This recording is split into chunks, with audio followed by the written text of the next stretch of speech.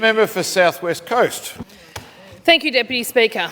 And once again, today's matter of public importance put forward by the government shocks me, and I'll explain why. It states that this House notes the importance that the Allan Labor government has put on helping Victorian children thrive by, and I'll focus mainly on point 6, funding the biggest ever investment in care services to deliver improved outcomes for children in residential care. The government is trying to claim they are doing a good job.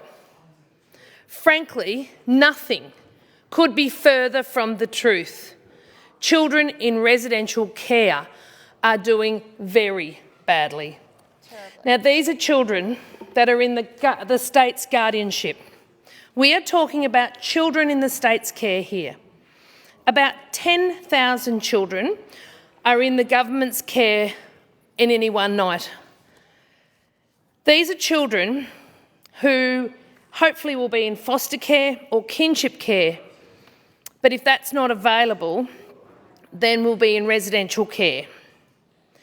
So this is collectively known as out-of-home care. Now, hopefully most of them will be in kinship care or foster care. But the ones that aren't are being left in residential care, and the failings of the whole system under this government of residential care is nothing short of abhorrent. There are about 450 children on any given night in these small group homes in residential care. But if I actually dive into this situation a little deeper, the reality is the government have not given an investment of significance into their care, and nor are children thriving in residential care. What they have done is increase the annual budget allocation, absolutely, but that is only to deal with the increasing demand due to the crisis-driven approach of this government, rather than one of early intervention, help and prevention. And if this government was serious about improving the situation of a child in care, we wouldn't be seeing the damning statistics that we're seeing today, and that I'll share a few of here. Now, I've only been in the role of Shadow Minister for Child Protection a few weeks, but the briefings that I've had from advocates and families are chilling. They would leave your hair standing on end. Frequently, children in residential care are being groomed for criminal activity. Vulnerable children and young children who are removed from their families and placed in residential care are often in greater harm in that residential care situation and are often at risk of abuse whilst in the care of the state. And this is the matter of public importance that this government has put forward today to boast about. Under this system, the government has completely underfunded it. They have not implemented the recommendations from the various inquiries and reports that have gone on into residential care. There are many, many, many recommendations still outstanding, to the frustration of the Commissioner. These are children. These are children. It's absolutely shameful and disgraceful. This is not something to be noting as a government and proud of.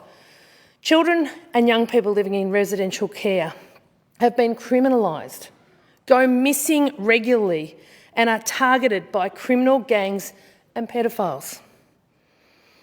High numbers of sexual abuse and exploitation continued to be reported by the children and the young people in these residential care environments.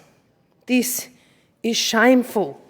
There are high numbers of children dying whilst in the care and guardianship of this state. Dying. I just can't believe what I've been reading. We are leaving, in the state of Victoria, children to die whilst in the guardianship of this state Labor government. Just yesterday we saw an article in the paper about 4 children in care that we're waiting for the coroner's report on. This is shameful. Children in care from January to March on the quarter 2023, earlier this year, were reported to have 322 instances of abuse reported in residential care settings. This also included 76 allegations of sexual abuse reported by the children themselves. Now, this part wasn't highlighted in the report.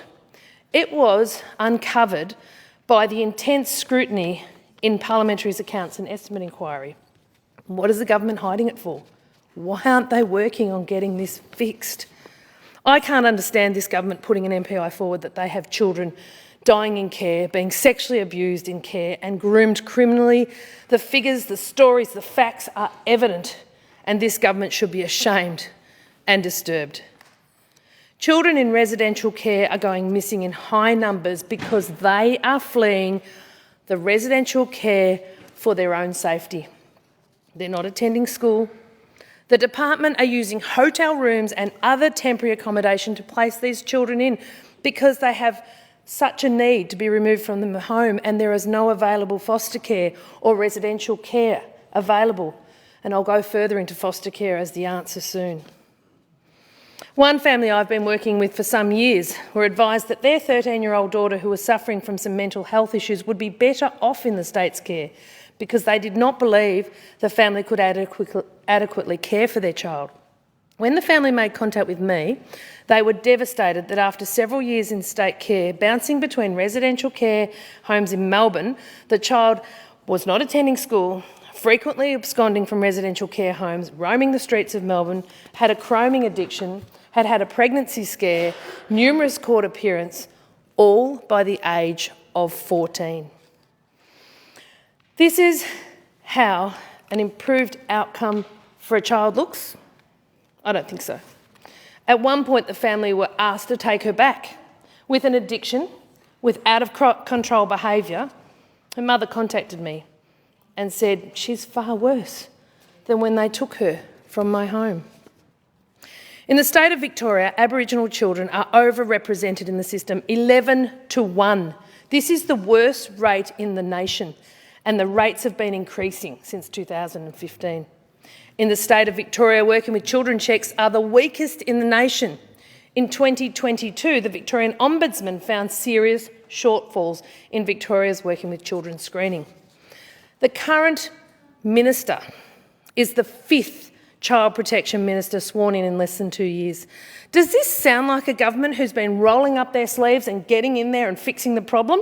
No, it sounds like a government that's spruiking that will just chuck a bit of money which will only cover the costs of the increasing demand. That's what it strikes me of.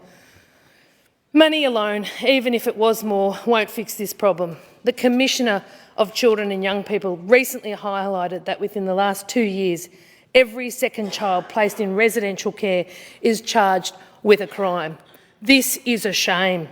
What a disgrace this government is to put up this MPI stating they are noting the importance of the Allen Labor government has put up claiming residential care is helping Victorian children to thrive. Thrive! Do these figures and facts that I've placed here on the public record describe an environment where children are thriving?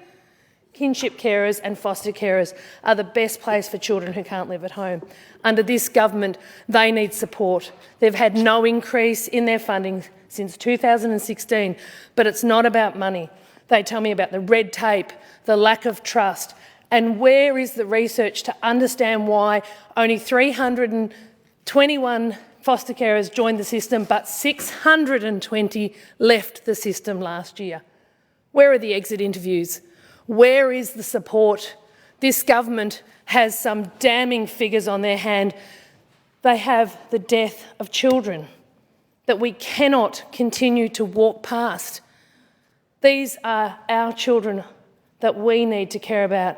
All of us are adults in this room and we are walking past a disgraceful situation. I am so disgusted to be reading an MPI that is trying to boast about the increase in funding to kinship care because it's only meeting the demand that has increased under this government, who have had the power for almost a decade to do something about it. There are good foster carers out there who want help, who need support. This government is ignoring an opportunity, and we must help the children in residential care.